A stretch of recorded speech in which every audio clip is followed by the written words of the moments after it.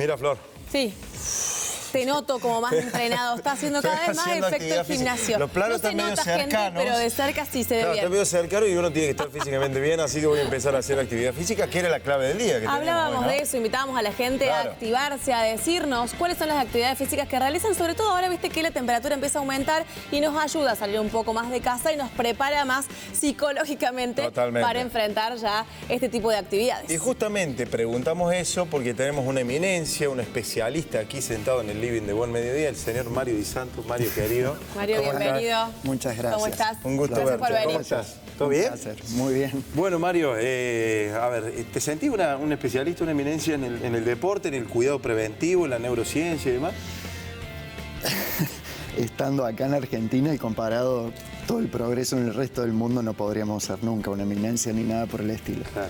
Simplemente en proceso de estudio y reconociendo las limitaciones. Nada más. ¿Y Argentina cómo se encuentra en ese sentido a través de la neurociencia, la actividad física a nivel mundial? Probablemente a nivel sudamericano, junto con un par de universidades del nordeste del Brasil, somos sí precursores de lo que es la relación entre entrenamiento, propiedades cognitivas y el sustento neurobiológico.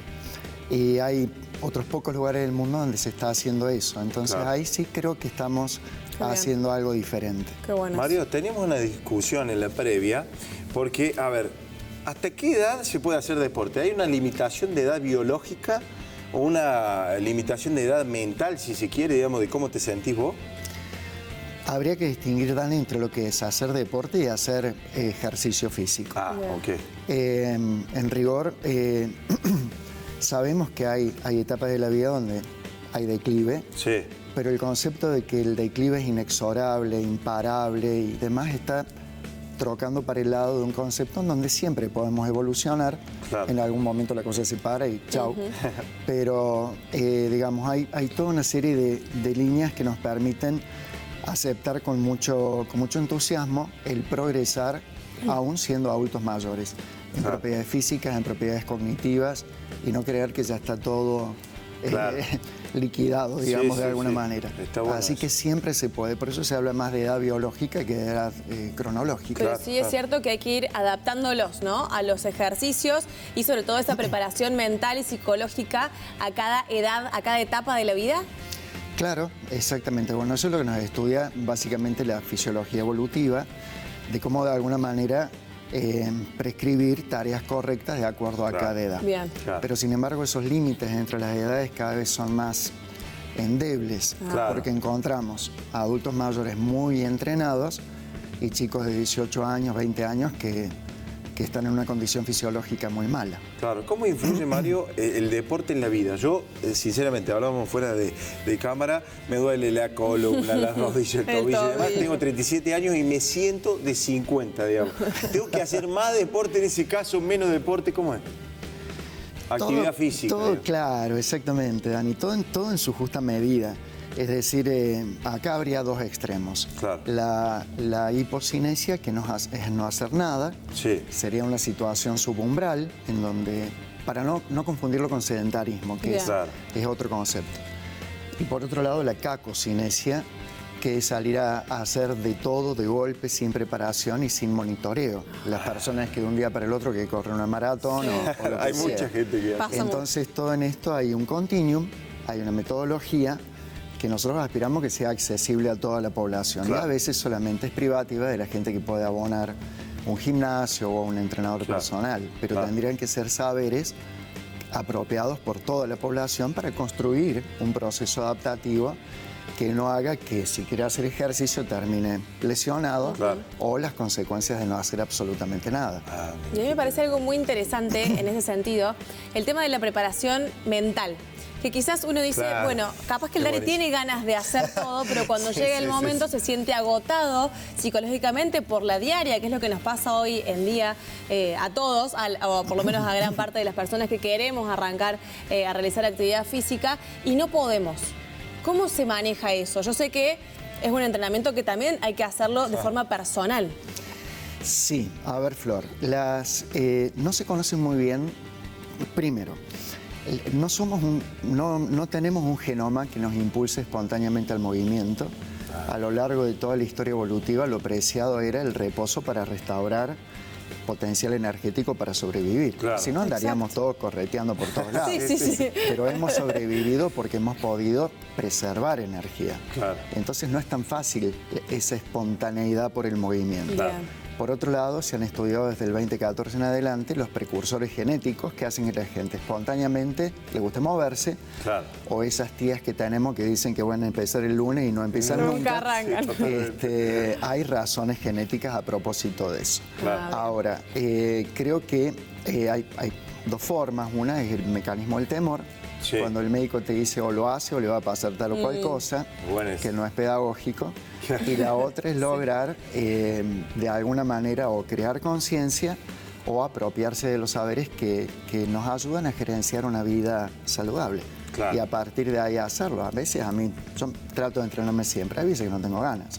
Claro. Pero lo hago por responsabilidad biológica. ¿Cómo es tu entrenamiento, Mario? Así por curiosidad, para ver si nos contagiamos un poco. Claro. A ver, en primer lugar, nunca he podido entrenar en los lugares que trabajo, porque no puedo, Claro. Tengo que cambiar el chip. Así que voy a la vuelta de mi casa a un gimnasio como un NN, desconocido, y hago ejercicio, hago gimnasia, fuerza, los fines de semana salgo a correr, trato de darle una impronta creativa, sentir lo que estudio. Por ahí estudio cosas y las trato de aplicar y hacer en ese momento con un criterio de creatividad. Mi única preocupación es los gimnasios son lugares en donde que ayudan a que la gente se escape de la hipocinesia. Tendrían que ser centros de educación y salud. Sí. Y se han convertido en lugares de prolongación social. Y hay muchos adultos mayores que se van que necesitan por copamiento de los jóvenes, de las máquinas, los celulares, usar 2 o 3 elementos al mismo tiempo. Hay mucha gente que se va.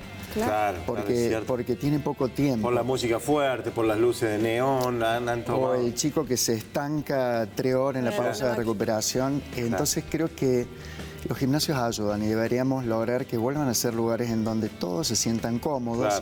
Todos logren en 1 hora entrenar mucho, el concepto de microdosis, y sobre todo lugares de educación y generosidad. Mario, te quería consultar, para la persona, hombre o mujer, que esté del otro lado, que pasó los 60, que está como con esa intención de hacer algo, decirle 3 cositas que puede hacer hoy mismo, que está sentado en la mesa a lo mejor cortando la cebolla para hacer una rica tarta. ¿Qué le dirías a esa persona? A mí me falta poco ya. En primer lugar, que no piense, que se tire la pileta, o sea, que no racionalice demasiado, que se deje llevar por el impulso de probar, ver y generarlo. Luego, que es mucho más improbable que le pase algo por intentarlo que por quedarse quieto. En realidad la gente que le pasa algo por moverse es mínima respecto a todos los que les pasa mucho por no hacerlo. Y en tercer lugar, tratar de aprovechar la oportunidad para un viaje de conocimiento hacia el propio cuerpo, desarrollar la conciencia corporal, aprovecharlo como una oportunidad de crecimiento pedagógico. Oh, qué bueno. No hacerlo por hacer. No inicialmente, sí, sin pensar. Pero una vez que mordió la carnada, que aproveche la oportunidad, que aproveche la oportunidad para elevarse en la jerarquía de conciencia corporal. ¿Y qué es lo mejor? Hacer ejercicio de fuerza, hacer cardio. ¿Viste qué te dicen? Si querés bajar de peso, tenés que subirte a la bici o a caminar o salir a correr. Si querés generar masa muscular, tenés que hacer fuerza. ¿Qué es lo mejor? Flor, el modelo del cardio para esto está mal dicho. Zona de quema de grasa. Las grasas no se queman, se oxidan cuando hay un pretexto de restauración de energía. Es el primer principio de la termodinámica. La energía en la naturaleza no se pierde, se transforma. Por lo tanto, la energía de la grasa la tenemos que usar para reponer otro tipo de energía. El modelo del siglo XX era el aeróbico. El modelo del siglo XXI es la concurrencia entre fuerza y resistencia, que puede ser hecha o de cualquier modo, los resultados son menores, a que cuando se hace de una manera científica. Es decir, un orden adecuado entre los ejercicios de fuerza y el ejercicio aeróbico siempre posterior. porque el ejercicio de fuerza activa hormonas que movilizan ácidos grasos y favorecen a posteriori su oxidación. Por ende, el entrenamiento de resistencia después potencia el consumo de grasa como recurso energético. Aunque hay que distinguir entre la persona que tiene que desprenderse de energía al que tiene que cuidar la energía. Un deportista de alto rendimiento la tiene que cuidar. Todo lo que y otros la tienen que usar. Entonces las lógicas son diferentes. Mario, a ver, me lesiono. Hace 3 décadas... Ojalá que no. No, pero digamos, vos sabés que ya de base, vengo bastante achacado. Hace años. ¿Por qué antes se usaba el calor y ahora hay como una teoría de frío? ¿Ha cambiado eso, no? Y está cambiando de nuevo. Para volver al calor, mira. Tampoco el calor. Porque, digamos, en la antigüedad probablemente nuestros antepasados quizás se hayan lesionado y no tenían la posibilidad de o el frío o el calor. Pero, por ejemplo, en las lesiones musculares hay una etapa en donde la inflamación es buena. Si se prolonga por demás, es mala. Entonces, esto de lesionarme y en el acto poner frío, hoy está siendo discutido. Por otro lado, el frío inhibe la cascada molecular que permite la resíntesis de nutrientes. Por lo tanto, no digo que no, digo no indiscriminadamente. Ninguno de los dos. Son agentes físicos que hay que pensar muy bien en qué caso, cuándo, cómo y de qué manera usarlo y no hacerlo porque sí. Porque el primer golpe que uno tiene va con el frío. Sí, totalmente. Y el frío tiene un efecto, digamos, como anestésico en el sentido que genera una sensación que compite con la de dolor. Pero por otro lado inhibe procesos inflamatorios que agudamente y no crónicamente tienen su razón de ser en el proceso de recuperación de lesiones. Que la recomendación siempre es consultar con un especialista. Siempre. En el instante. Mirá qué positivo. La última que te hago, cortita. ¿Por qué ahora los futbolistas, los deportistas de élite, de alto rendimiento, llegan hasta más grandes? Djokovic, Messi, LeBron James, jugadores que vos decís, che, en condiciones normales no deberían estar jugando hasta esa edad. Qué linda pregunta. Probablemente dos líneas. En el siglo pasado nosotros lo conocíamos como el efecto Comaneci. De Nadia Comaneci, que a los 14 años, en el 76 ganó todo. Entonces eso se proyectó a todos los deportes haciendo creer que éramos viejos cuando todavía éramos jóvenes. Creo que tu papá, el Héctor, debe haber reportado 200 millones de veces como los chicos de 15 años en el fútbol le decían que ya eran viejos. O en la natación o en la gimnasia artística. Yo era gimnasta, a los 17 ya era viejo. Y hoy nuestros mejores gimnastas en la Argentina tienen 34 años.